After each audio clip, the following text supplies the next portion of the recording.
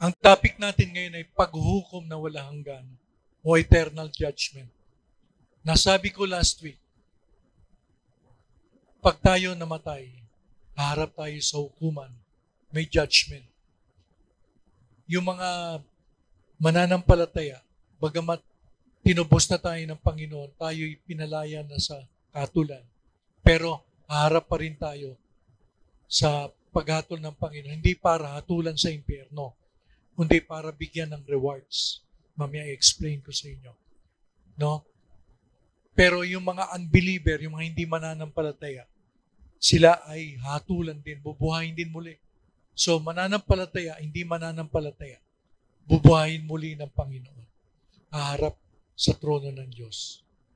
Amen. Okay, next slide please.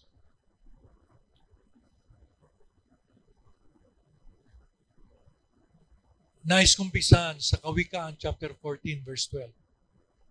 May daan na tila matuwid sa isang tao, ngunit ang dulo niyon ay mga daan ng kamatayan. So tayo pinapipili ng Panginoon ng tao. No? Anong pipiliin mong daan? Kung pag titingnan natin, may daan na para matuwid. Pero ang dulo pala nito ay kamatayan, kapamakan. No? Ibig sabihin, nasa ating mga tao ang pagpili kung saan daan tayo dadaan. No? Kaya maging matalino tayo kung anong pipiliin natin. Okay. Sunod. Sabi sa unang Korinto chapter 15 verse 32 to 34, kung ako'y nakipagbaka sa Epeso laban sa mga ganid, ayon sa kaugalian ng tao, ano ang pakinabang ko? Kung ang mga patay ay hindi muling binubuhay, magsikain at magsinom tayo, yamang bukas tayo yung mga mamatay. Kaya nga ibig sabihin, kung hindi pala bubuhay ng mga patay, ang buhay natin ay dito lang sa lupa. Magsikain, magsinom tayo dahil wala naman tayong pananagutan sa kabila. Pero bubuhayin muli ang mga patay. Haharap tayo sa Diyos. No? Next slide. Huwag kayong padaya, ang masamang kasama ay sumisira sa magandang ugali. Kaya nga, sabi nga natin, may kasabihan tayo na birds of the same feathers flock together. Kung sino yung kasama natin, sisirain yung masama ugali natin. Kung tayo nakikisama sa mga taong walang pakinabang, walang takot sa Diyos, ganun din tayo magiging ganun din tayo. Pero kung tayo nakikisama sa mga taong may takot sa Diyos, ibig sabihin ginagalang ang Diyos, tayo ay ganun din mangyayari sa atin. Next. Gumising kayo ng ayon sa katwiran at huwag magkakasala. Sapagat may mga ibang walang pagkilala sa Diyos, sinasabi ko ito upang kayo'y kilusin sa kahihiyan. May mga tao na hindi kilala ang Diyos. Kaya para sa kanila, ang buhay dito lang natatapos. Inom, kain, barkada, wala silang takot sa Diyos.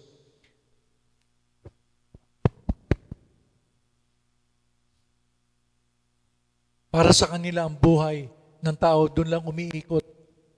Pero tayo mga tao, alam natin, at tayo mga born-again Christian, alam natin na ang di lamang itong buhay. May kabilang buhay, may darating na buhay. At purihin ng Panginoon, hindi tayo mananagot sa Diyos dahil binayaran na ni Kristo ang ating mga kasalanan. Kaya hindi na tayo mananagot sa Diyos. Pero yung mga walang pagkilala sa Diyos, sila'y mananagot sa Panginoon. Bubuhayin sila muli at pagkatapos ay ibubulit sila sa dagat-dagatang apoy dahil wala silang pagkilala sa Panginoon. Katotohanan, truth. Ano ang katotohanan? Dapat nating matutunan. Eternal judgment. Walang hanggang paghuhukom. Eternal judgment. Anong eternal judgment? Judgment defines judgment as a legal decision. Ang judgment ay legal na desisyon, order or sentence given by the judge. Ibig sabihin, sentensya na binibigay ng hukom. In eternal judgment, God decides a person's reward or punishment for all eternity.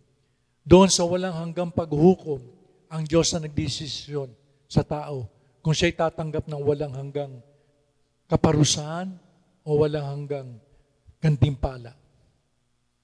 So, ibig sabihin, ang Diyos ang hatol.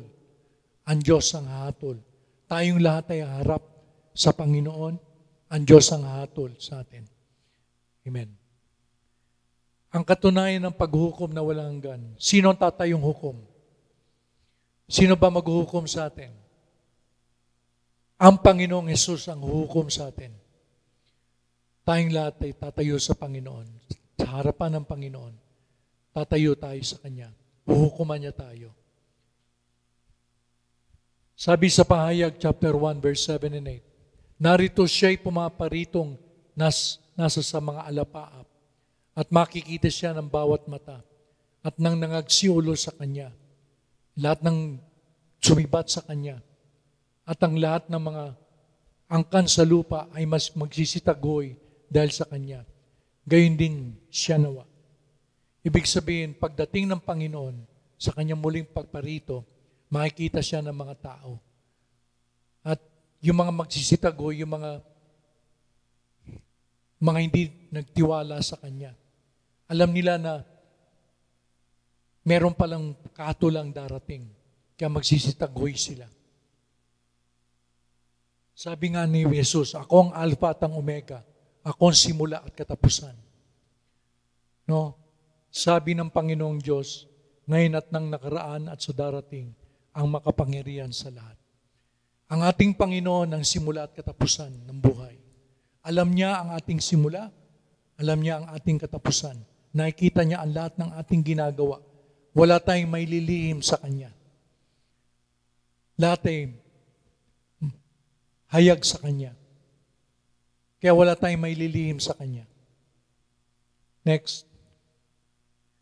Sapagkat ang Ama'y hindi umahatol sa kanino mang tao, kundi pinagkaloob niya sa anak ang buong paghatol. Yung Ama nating Diyos hindi hahatol sa atin. Ang tinalaga niyang hahatol sa tao ay ang Panginoong Hesus. Kaya nga naging tao ang Panginoong Hesus eh. Diba? Kaya siya naging tao dahil naunawaan niya ang tao. Kaya siya ang hahatol sa tao pagdating ng panahon. No? Lalo na yung mga unbeliever, yung mga hindi mananampalataya, yung mga hindi kumikilala at hindi nagtitiwala kay Kristo, haharap sila sa paghatol ng Panginoon. At binigyan niya siya ng kapamahalaang maghatol sapagkat siya'y anak ng tao. Yun nga, si Kristo dahil anak ng tao, pinanganak ni Birheng Maria, binigyan siya ng kapamahalaang maghatol sa atin. Dahil siya'y naging tao.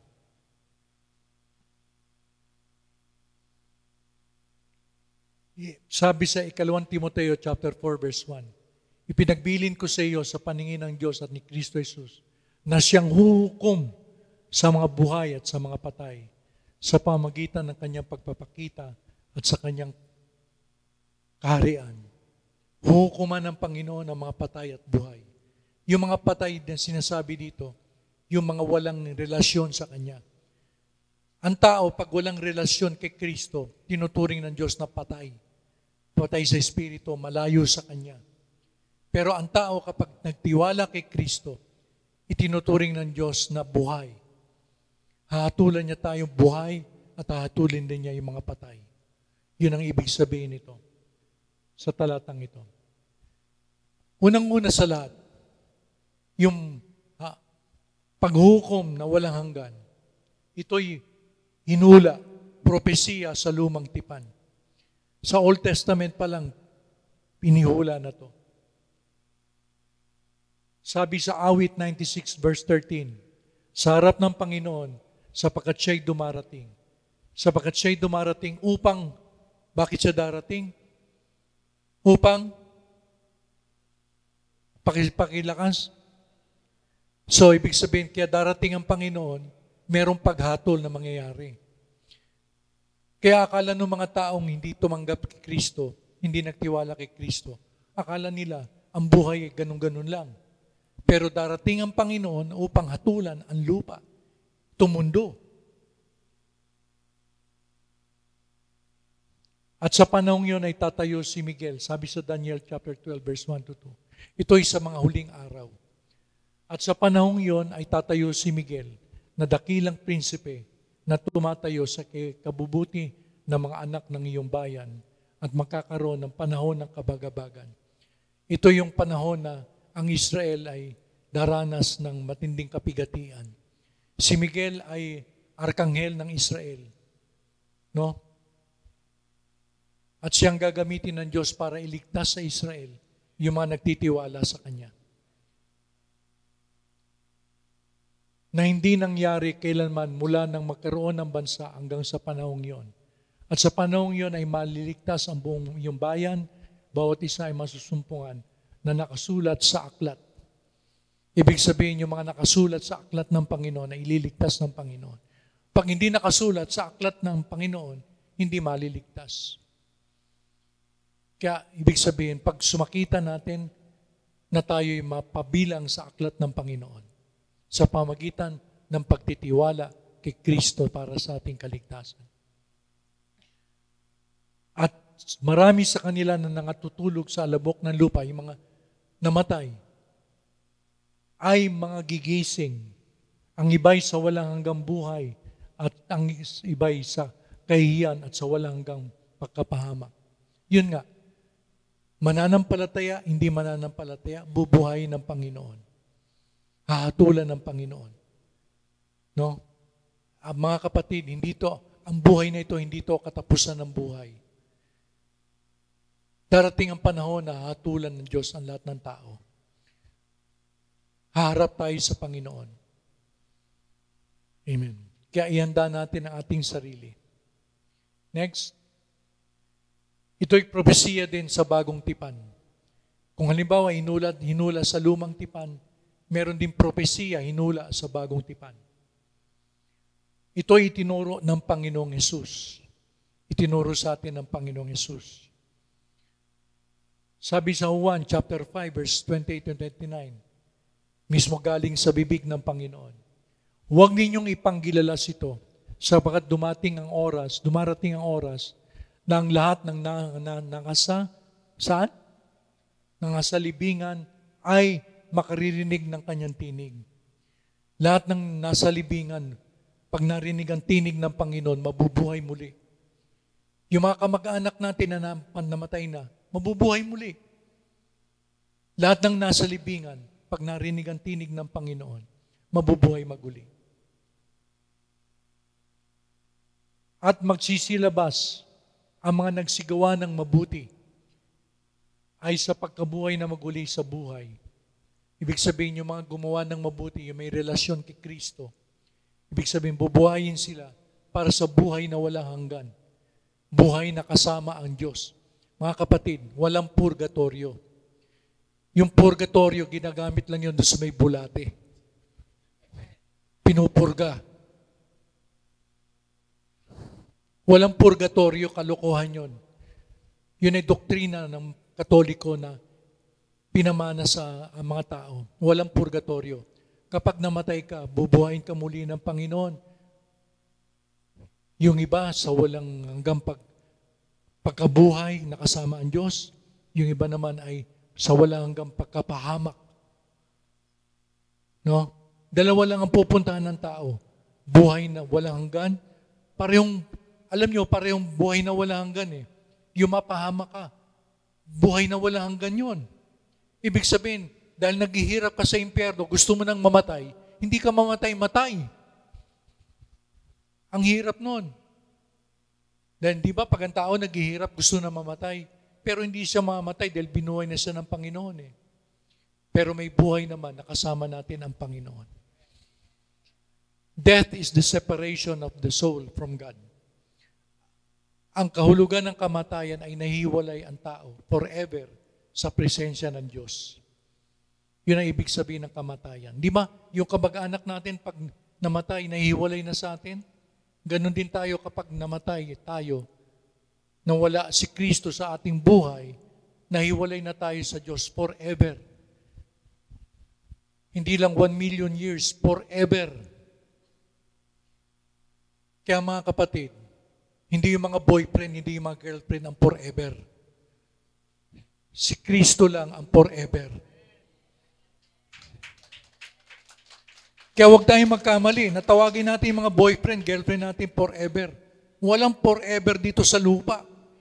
Ang forever lang ang Diyos. Amen. Next. Itinuro rin ito ng mga apostol. Siyempre, si Kristo nagturo sa mga apostol, itinuro rin ng mga apostol sa atin. Di ba? Unang-una, sa Roma chapter 2 verse 16, sabi ni Apostol Pablo, sa araw na hatulan ng Diyos ang mga lihim ng mga tao, ayon sa aking ebanghelyo, sa pamagitan ni Jesucristo. Ibig sabihin, sabi nga dito, hahatulan ng mga tao ayon sa ebanghelyo. Ano ba yung ebanghelyo? Yung ebanghelyo, ang kapangyarihan ng Diyos ay kaliligtas ng bawat sumasampalataya, bawat nagtitiwala. Kaya kapag hindi tayo nagtiwala kay Kristo para sa ating kaligtasan, nagtiwala tayo doon sa mga relihiyon, sa mga mabubuting gawa, yun ang mga ginagawa natin. Performance, halimbawa sa mga performance nagtiwala tayo, hahatulan tayo ng ebanghelyo. No? Tandaan natin yun. Mismo ang ebanghelyo ang hahatol sa atin. Dahil ang sabi ng ebanghelyo, tanging ang pagtitiwala lang sa ginawa ni Jesus ang siya magliligtas sa taong makasalanan. Purihin ang Panginoon.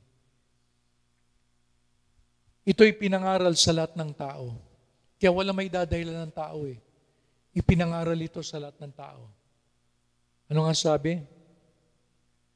Sabi sa mga ngaral chapter 12 verses 13 and 14, ito ang wakas ng bagay. Lahat ay narinig. Ikaw ay matakot sa Diyos. Ikaw ay matakot sa Diyos dahil may kahatulan darating. Ang buhay ng tao hindi natatapos dito. Akala natin para tayong hayop na kapag namatay tayo, ibig sabihin ililibing lang tayo, wala tayong kaluluwa, wala tayong espiritu. Hindi. Iba mga tao. Tayo'y harap sa Diyos, sabi sa mga ngaral. At sundin mo ang kanyang mga utos sapagkat ito ang buong katungkulan ng tao. Sa lumang tipan, kailangan sundin natin ang lahat ng utos ng Diyos. Pero walang makakasunod nun. Masusunod mo ba ang utos ng Diyos ay 613 lahat? Bukod pa sa 10 utos. Bukod sa 10 utos, merong ceremonial law, may civic law pa. Kaya ang lahat ng utos ng Diyos, 613, hindi mo masusunod ang lahat sa ating bagsak na kalagayan dahil minana natin ang kasalanan ni Adan. Walang makakasunod dahil kaya nga lahat tayo nasa ilalim ng sumpa ng kautusan. Sumpain ka ng Diyos. Pero kapatid, dahil sa ginawa ni Kristo na sinunod niya ang lahat ng utos para sa atin, kapag nagtiwala tayo kay Jesus para sa ating kaligtasan, tinitingnan ng Diyos tayo na parang nasunod natin ang lahat ng utos ng Diyos. Kapag tayo ay na kay Kristo, hindi na tayo hatulan. Amen ba? Naintindihan ninyo? Kailangan maliwanag sa atin yon. Sa lumang tipan yan, pero sa bagong tipan, hindi na nakabatay kung nasunod natin ang utos ng Diyos. Dahil hindi nga natin masusunod eh. Nakabatay kung tayo nagtiwala kay Kristo sa ating kaligtasan. Amen po ba? Okay. Sapagkat dadali ng Diyos ang bawat gawa sa katulan, pati ng bawat kubling bagay, maski yung mga sikreto natin, mga iniisip natin. Di ba yung iniisip ng tao, siya lang ang nakakaalam nun? Wala naman nakakaalam kung ano iniisip ng tao. Alam na Diyos ang iniisip natin. Wala may kukubli. Alam ng Diyos ang iniisip natin, hindi natin may kukubli. Pati ng bawat kubling bagay, maging ito'y mabuti o maging ito'y masama. Kung tayo nag-iisip ng mabuti, kung tayo nag-iisip ng masama, kung tayo nag-iisip ng malaswa, kung tayo nag-iisip ng malinis, kung tayo may inggit sa ating isip, kung tayo nag-iisip ng mabuti sa ating kapwa, Alam ng Diyos yun, wala tayong may tatago. Sa isip pa lang, basa na ng Panginoon eh. Kaya, magising tayo mga kapatid. Huwag natin biruin ang ating pinag-aaralan. Next, na sila'y magbibigay sulit sa Kanya na handang humukom sa mga buhay at sa mga patay. Magbibigay sulit. We are accountable to God. Pagdating ng time, accountable tayo sa Diyos. Magbibigay sulit ang mga buhay at mga patay. Yung nga sabi ko, ang mga buhay ay yung mga nagkaroon ng relasyon kay Kristo. Tinuturing tayong buhay ng Diyos. Pero ang mga patay ay yung mga walang relasyon kay Kristo. Amen. Next. Sapagkat dahil dito ay pinangaral maging sa mga patay ang ebanghelyo upang sila ayon sa mga tao sa laman ay mga hatulan na dapat mga buhay sa Espiritu ayon sa Diyos. Nung una hindi ko maintindihan ng talatang ito eh. Pero tinignan ko sa MacArthur's commentary. Sabi ko, Lord, anong ibig sabihin nito? Nung palang panahon ni Pedro, may mga mananampalataya na nung na sila pa, sumampalataya sila kay Kristo. Amen. Hello. Pakilakas na lang, anak. Nung panahon ni Pedro, may mga mananampalataya, nung nabubuhay pa sila, sumampalataya sila sa Panginoong Yesus. No? Pero dumating ang time na namatay sila. Siguro inusig. Halimbawa, pinapako sa krus, sinunog, pinugutan ng ulo. Yun ang sinasabi dito, na dadapwat mabuhay sa Espiritu ayon sa Diyos. Sila'y bubuhayin muli sa Espiritu dahil nagkaroon sila ng relasyon kay Kristo. Hindi sila pababayaan sa kamatayan. Sila'y nagkaroon ng relasyon kay Kristo, hindi sila iniwanan ng Diyos. Yun ang ibig sabihin ng talatang yan. Amen? Kaya ganun din tayo. Kung tayo nagkaroon ng relasyon kay Kristo, nagtiwala kay Kristo, hindi tayo iiwanan ng Diyos sa kamatayan. Bubuhayin tayo muli. Bubuhayin tayo sa Espiritu. Amen po ba? Next. At ipangangaral ang Ebanghelyo. Sabi sa Mateo 24:14. At ipangangaral ang Ebanghelyong ito. Ang ibig sabihin ng Ebanghelyo, mabuting balita. Mabuting balita. Yun ang ibig sabihin ng Ebanghelyo. At ipangangaral ang Ebanghelyong ito ng kaharian sa buong sanlibutan sa pagpapatotoo sa lahat ng mga bansa. At kung magkagayoy darating ang wakas. May kawakasan ng mundong ito, mga kapatid. Darating ang wakas. Kung may pangaral ng Ebanghelyo sa lahat ng dako. Darating ang wakas. Darating ang katapusan ng mundo. Hahatulan ng Diyos ang mundong ito. May kawakasan ng mundong ito. Kung may pangaral ng Ebanghelyo. Alam niyo bakit ipapangaral ang Ebanghelyo? Para walang maidahilan ng tao. Para walang maidahilan ng tao. Dahil ipapangaral ang Ebanghelyo eh. Kung ang tao hindi tanggapin ang Ebanghelyo, mabuting balita, then mananagot siya sa Diyos. Pero kung tanggapin niya ang mabuting balita, hindi siya mananagot sa Diyos.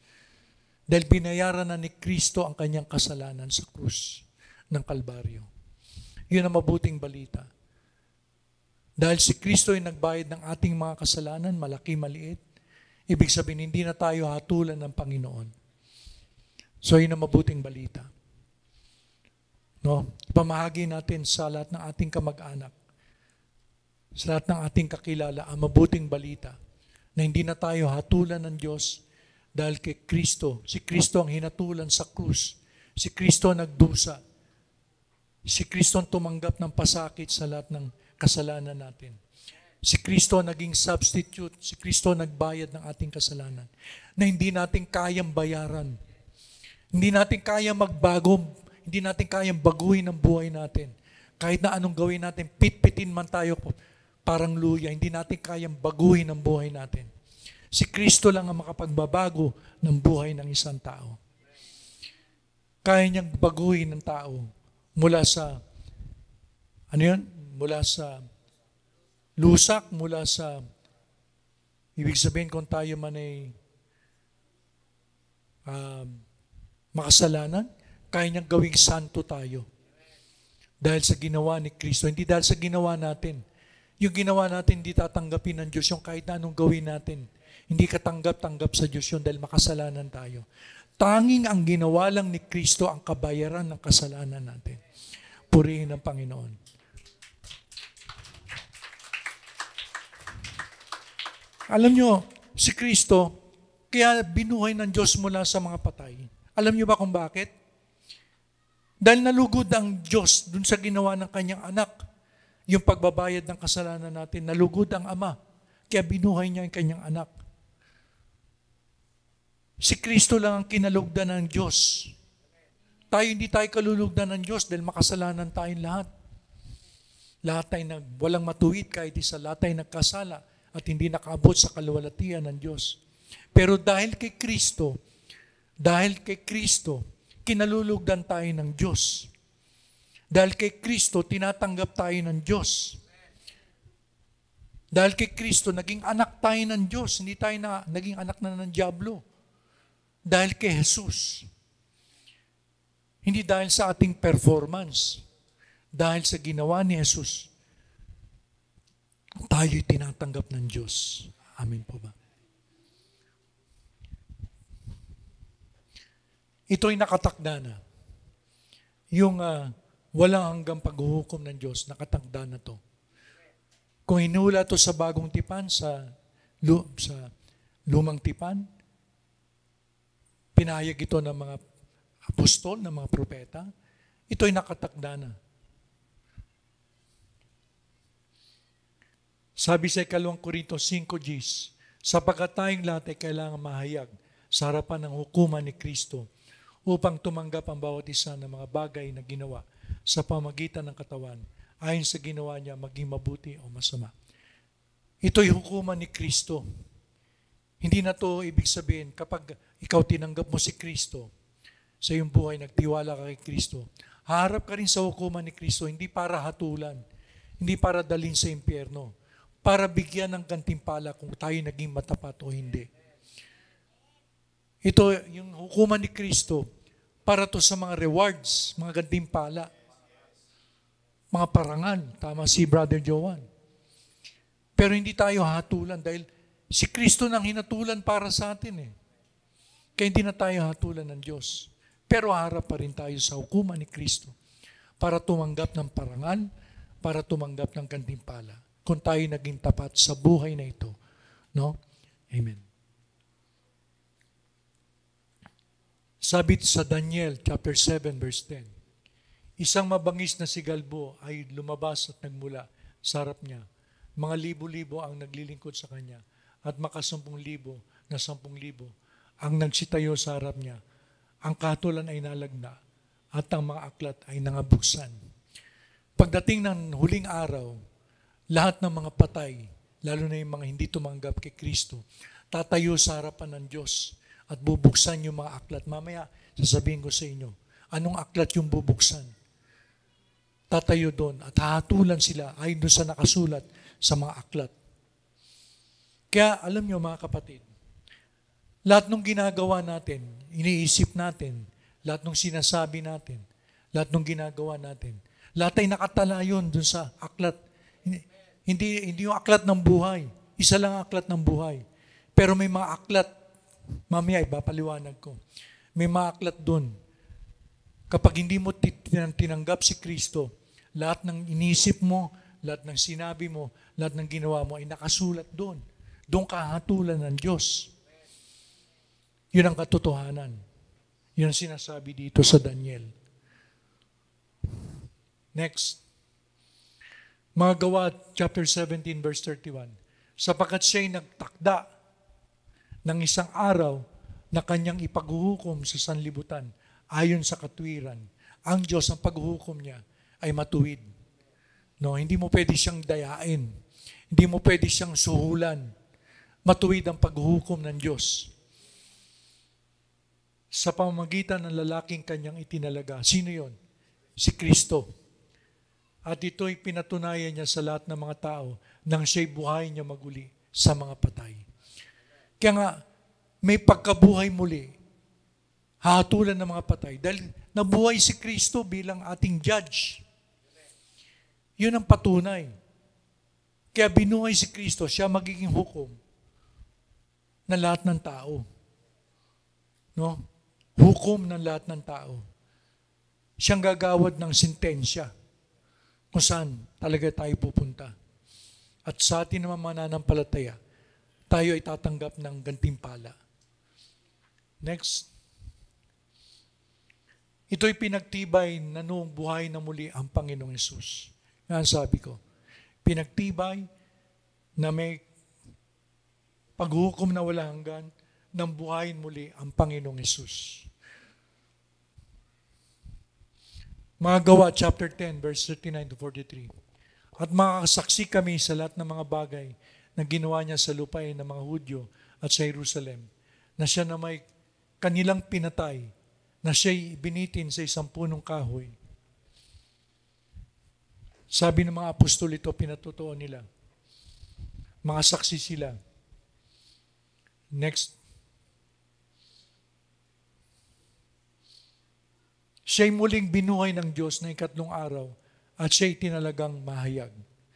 So binuhay ng Diyos ang ating Panginoong Hesus at tinalaga siya upang mahayag sa atin. No? Hindi tinago ng Diyos ang pagkabuhay muli ng Panginoong Hesus. Inihayag ng Diyos sa atin na siya'y muling binuhay. Na ganun din ang gagawin ng Diyos sa atin kapag tayo namatay. Bubuhayin muli tayo ng Panginoon. Hallelujah. Next. At hindi sa buong bayan, kundi sa mga saksi na hinirang ng Diyos ng una, sa mga katuwid bagay sa amin, na nagsikain at nagsinom na kasalo niya, pagkatapos na siya'y muling mabuhay sa mga patay. Alam niyo ang Panginoong Hesus na muling nabuhay mula sa mga patay, nagpakita sa mga alagad niya. Ang Panginoong Hesus ay kumain kasama nila. Ibig sabihin, nagkaroon sila ng fellowship. Kaya kapag tayo may ugnayan kay Kristo, tayo nagkakaroon ng fellowship sa Panginoon. Nagkakaroon tayo ng fellowship sa prayer, sa Word of God, sa ating pagsamba. Nagkakaroon tayo ng fellowship. Ang ibig sabihin ng fellowship, nakikipag-isa tayo sa Panginoon. Kung ano meron ng Panginoon, meron din tayo. Tandaan natin yun. No? God wants fellowship. Hindi gusto ng Diyos ang relihiyon. Gusto ng Diyos magkaroon tayo ng relasyon sa Kanya. Buhay na relasyon. Hindi relihiyon. Ang relihiyon, puro panlabas eh. Puro panlabas na anyo. Pero yung relasyon galing sa puso, na buhay na relasyon sa Diyos. Yun ang gusto ng Panginoon sa atin.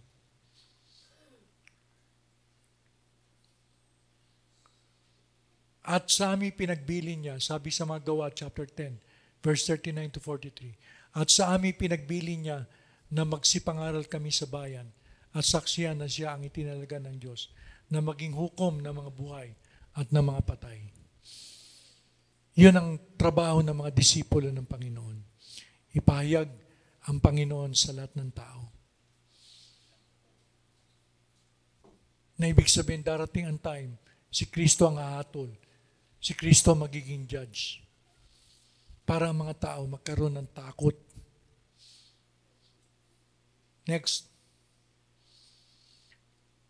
Tuloy natin. Siya ang pinatotohanan ng lahat ng mga propeta na ang bawat sumasampalataya sa Kanya ay magkakamit ng kapatawaran sa mga kasalanan sa pamagitan ng Kanyang pangalan. Ito maganda.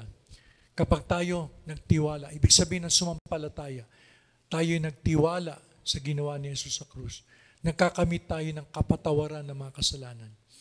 Lahat ng kasalanan natin pinapatawad ng Diyos. Hindi dagdag bawas ang Diyos. Sabi natin noon di ba nung nasa reliyon pa tayo, pag mahal na araw, magtitika ako para mabawasan ang kasalanan ko. Mali! Ang Diyos hindi nagbabawas ng kasalanan. Ang Diyos nag-aalis ng lahat ng kasalanan. At kapag inalis ng Diyos ang lahat ng kasalanan natin, forever na inalis na. Hindi na gagamitin ng Diyos laban sa atin, kasalanan natin. Yun ang katotohanan. Pinatawad tayo forever. Hindi matanggap ng mga tao to. Forever na tayong pinatawad.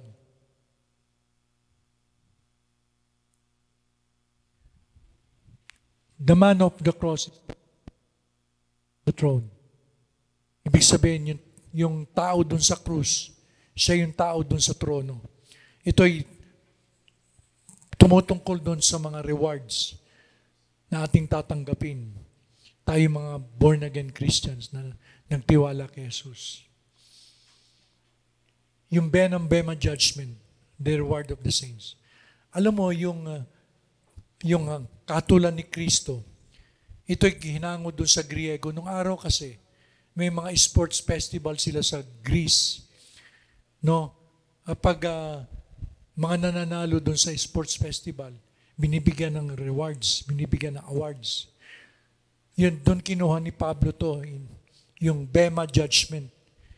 Ulitin ko muli, hindi to kahatulan para dalhin tayo sa impyerno, kundi kahatulan nito para bigyan tayo ng rewards. Bigyan tayo ng gantimpala. Bema judgment. Mamaya, sasabihin ko sa inyo, ano yung judgment ng mga hindi mananampalataya. Bema judgment, ito yung kahatulan para sa mga mananampalataya. Okay. Next. Bukod dito, kinakailangan sa mga tiwala ng bawat isa ay maging tapat. Tinuturo ni pastor bilang mabuting katiwala na tayo maging tapat, lalo na sa paghahayag ng ebanghelyo, paghahayag ng mabuting balita. Tuloy. Sapagkat tayong lahat kinakailangan mahayag sa harapan ng hukuman ni Kristo. Hukuman ni Kristo upang tumanggap ang bawat isa ng mga bagay na ginawa sa pamagitan ng katawan ayon sa ginawa niya maging mabuti o masama. Kaya yung ginagawa natin sa ating mga katawan, pagbabatayan ng rewards natin yun sa Panginoon. Kung sinisira natin ang ating katawan, hindi natin inaalagaan. Kain na tayo ng kain ng bawal. Diba?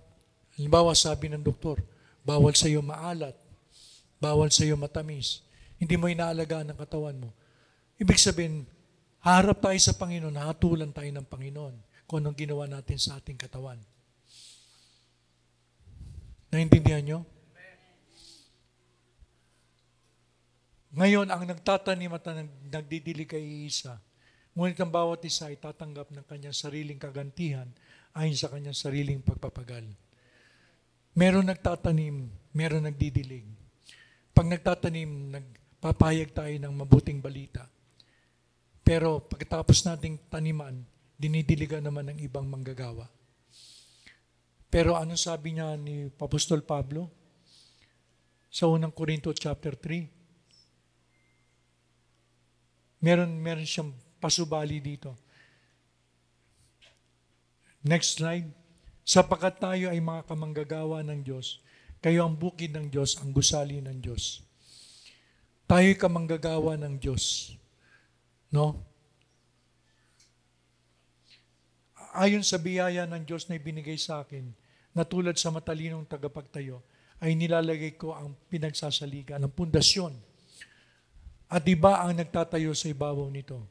Ngunit ingatan ng bawat tao kung paano pagtatayo niya sa ibabaw nito. Ibig sabihin, isa lang ang pundasyong nailagay. Si Kristo lang ang pundasyong nailagay. Wala nang ibang pundasyong ilalagay. Kapag tayo nagtayo, kailangan si Kristo, kay Kristo nakatayo. Ano mang ituro natin, ano mang doktrina na ipahayag natin, kailangan nakabatay kay Kristo. Hindi kung kanino nakabatay, hindi kay Soriano, hindi kay Manalo, hindi kay Kibuloy. Dapat kay Kristo nakasandig ang ating mga doktrina. Ano sabi? Ngunit sapagkat sino man na hindi makapaglalagay na ibang pinagsasaligan, kundi ang naglagay na ito ay si Kristo Jesus. Wala tayong ibang pundasyong ilalagay, kundi si Kristo na. Para maging matibay ang gusali, kailangan nakatayo sa matibay na pundasyon. Si Kristo, wala nang iba. Walang ibang foundation. Siya matibay na bato na pinagtatayuan. Kaya mga kapatid, kapag ang iglesia ay nakatayo kay Kristo, ito'y matatag. Ito'y matatag. Ano mang hampas ng dyablo. Sabi nga ng Panginoon hindi makakapanaig ang pintuan ng Hades. Dahil kayo'y nakasalig kay Kristo. Nakapundasyon kay Kristo.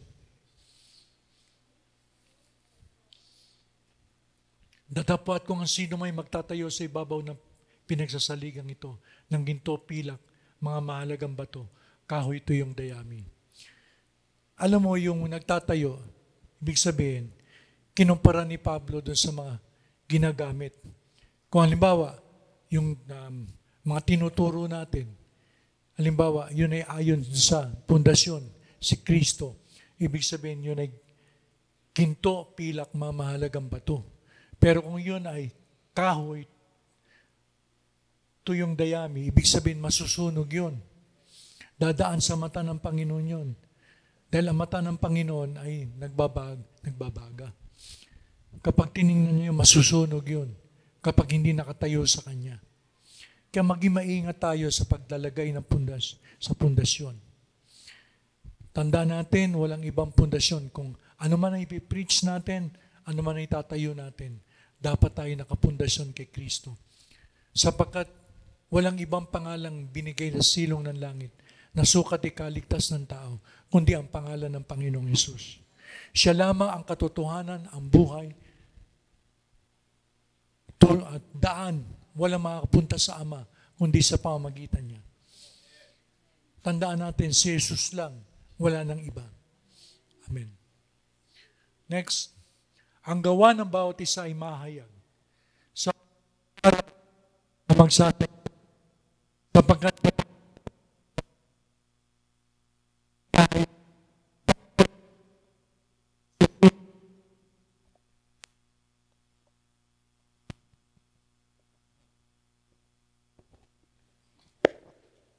ang gawa ng bawat isa ay mahayag, sapagkat ang araw ay magsasaysay, sapagkat sa pamamagitan ng apoy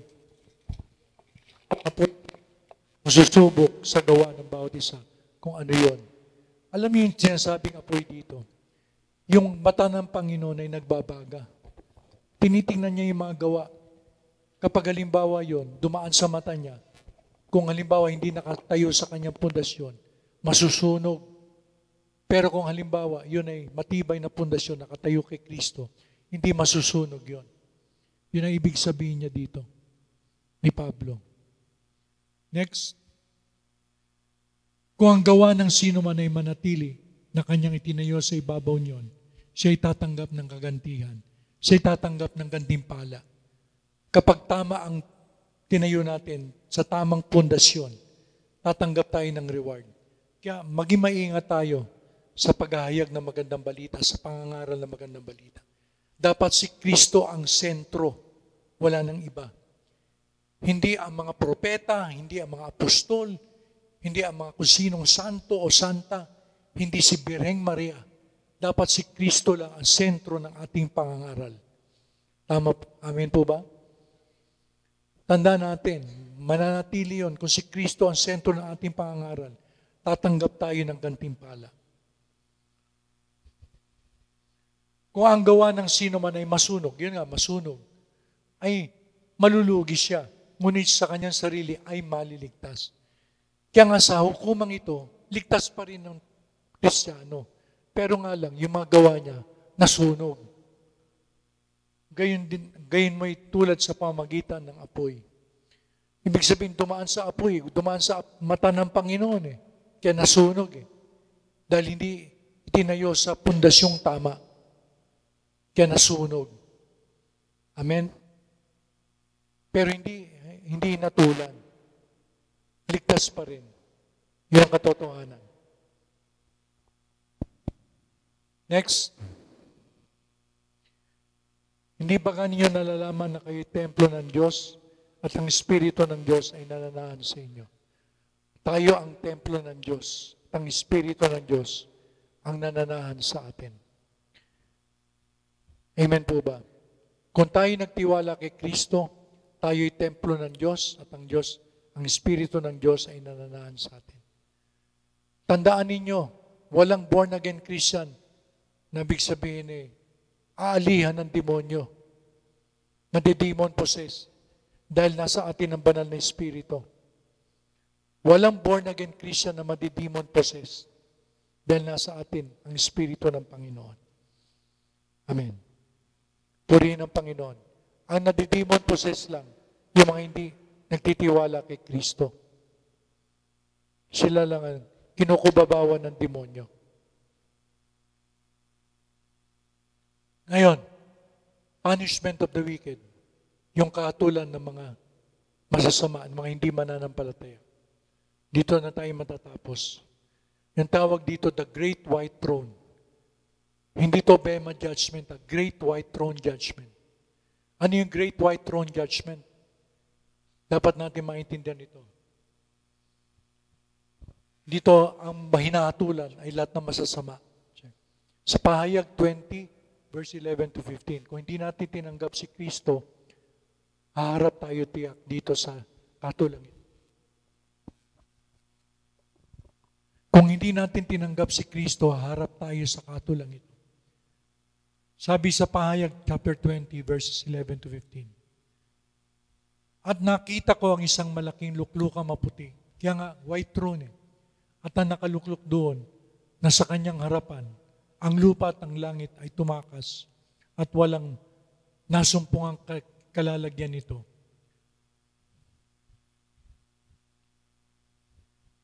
Sunod na slide. At nakita ko ang mga patay, malalaki at maliliit, na nangakatayo sa harapan ng luklukan, at nangabuksan ng mga aklat at nabuksan ng ibang aklat, na siya aklat ng buhay. At ang mga patay ay hinatulan ayon sa mga bagay na nasulat sa mga aklat, ayon sa kanilang mga gawa. Ayon sa kanilang mga gawa. Dito, ang mga patay na tinutukoy dito, yung mga hindi nagtiwala kay Kristo. Binuhay sila muli para humarap sa hukuman ng Diyos. At binuksan ng mga aklat. Anong mga nakasulat sa aklat na yon? Yung kanilang mga ginawa, yung kanilang inisip, yung kanilang sinabi, yung kanilang mga ginawa. Alam mo, kapag wala tayo kay Kristo, kapag hindi tayo nagtiwala kay Kristo, yung mga ginawa natin, naka-record lahat. Merong record sa langit. Akala natin makakalusot tayo. Hindi tayo makakalusot sa Diyos. Lahat recorded.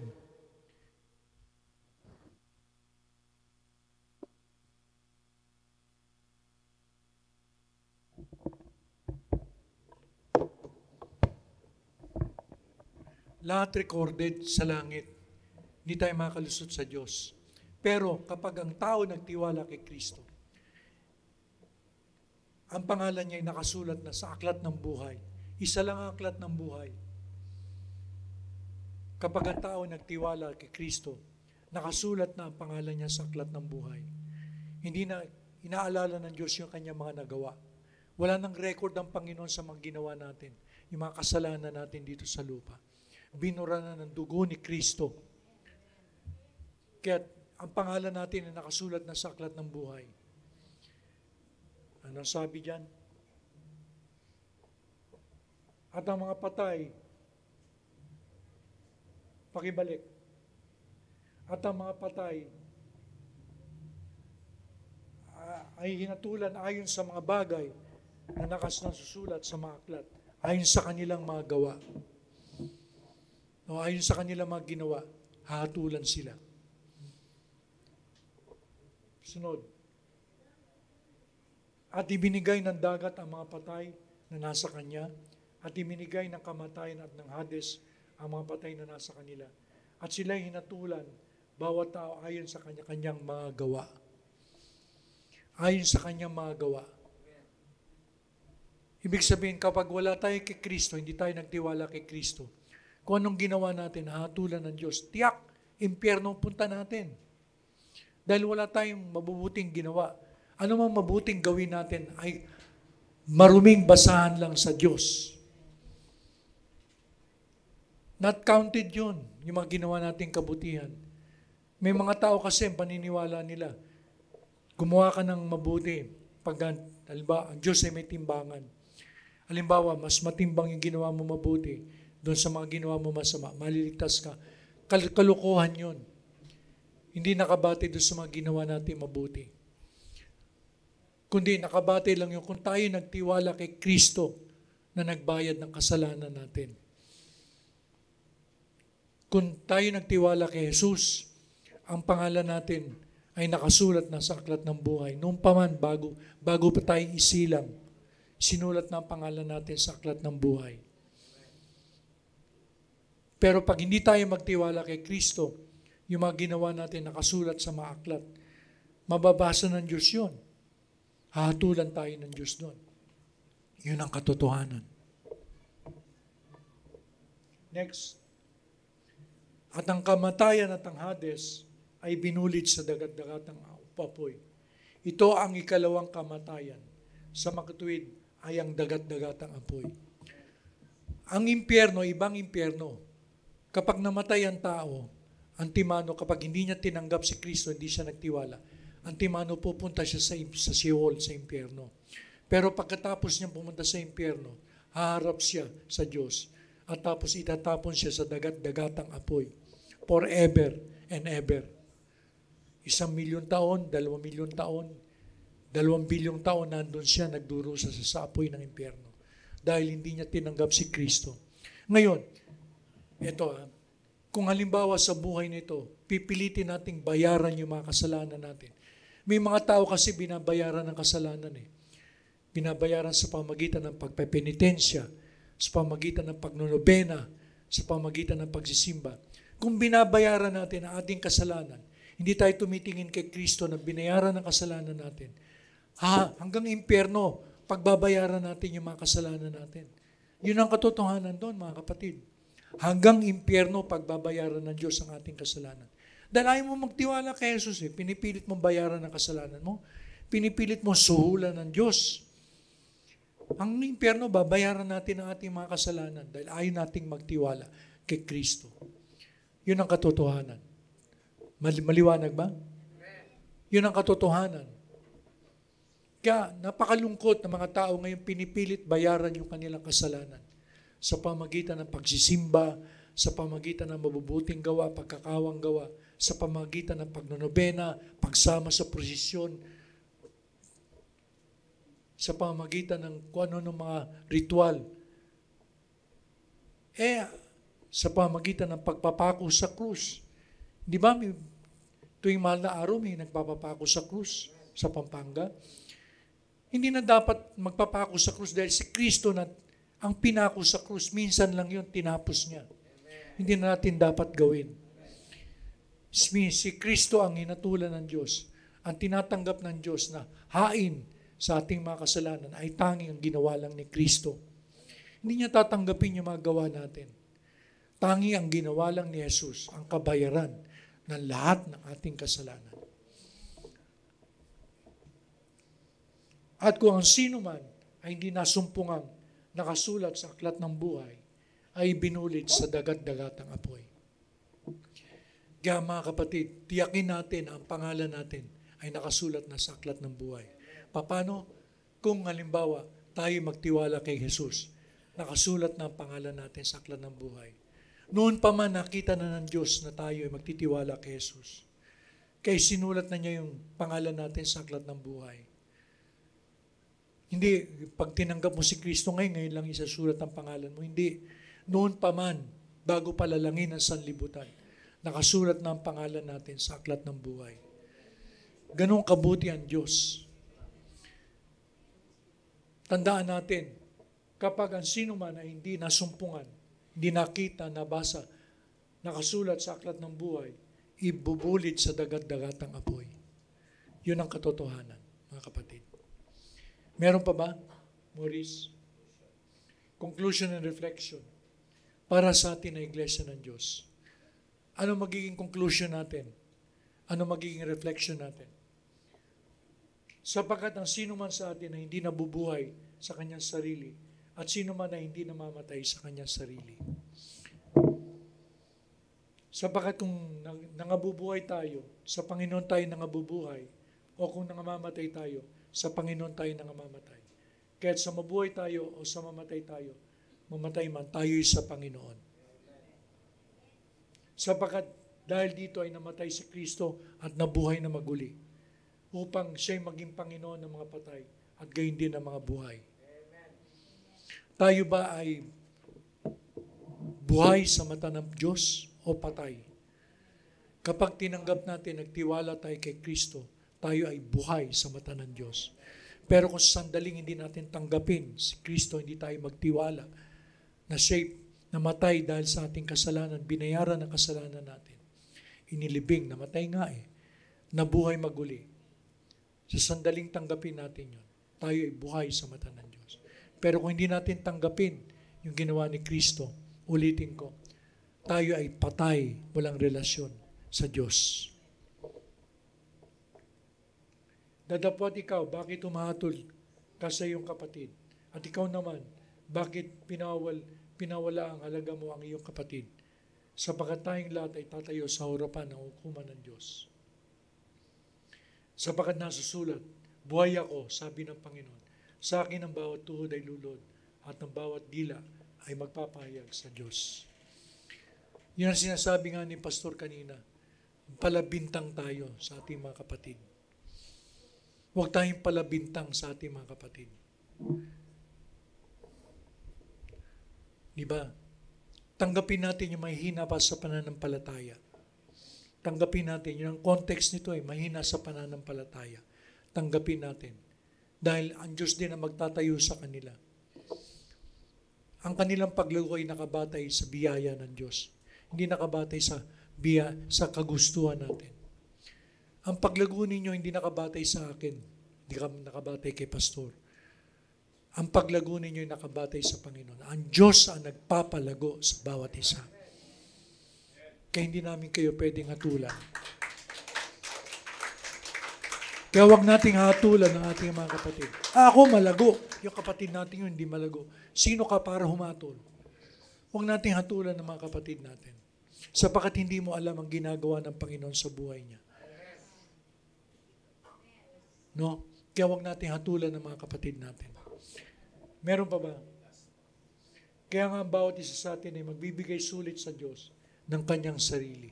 Tayo ay tatayo sa hukuman ng Panginoon para tumanggap ng gantimpala. Tandaan natin, ang Diyos ay hukom ng mga mananampalataya para bigyan ng gantimpala, para bigyan ng parangal. Pero siya ay hukom din ng mga hindi mananampalataya para parusahan sila sa dagat-dagatang apoy pagdating ng panahon. Purihin ang Panginoon. Marami pong salamat.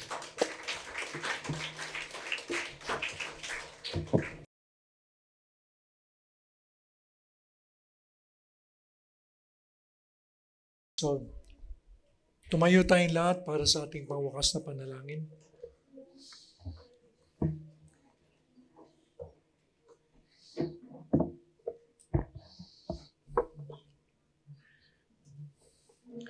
Ama naming Diyos na nasa langit, salamat po Panginoon na kami inalis mo mula sa sumpa ng kautusan na hindi namin masunod.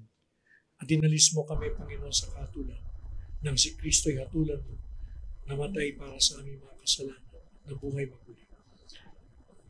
Panginoon, marami pong salamat sa bagong buhay na ito. Salamat po na kami inaalalayan mo sa buhay na ito upang kami sumagana sa mabuting gawa at mamuhay ng kalugod-lugod sa inyong harapan. Amang Diyos, tunay nga kapuri-puri kayo sa inyong ginawa sa amin.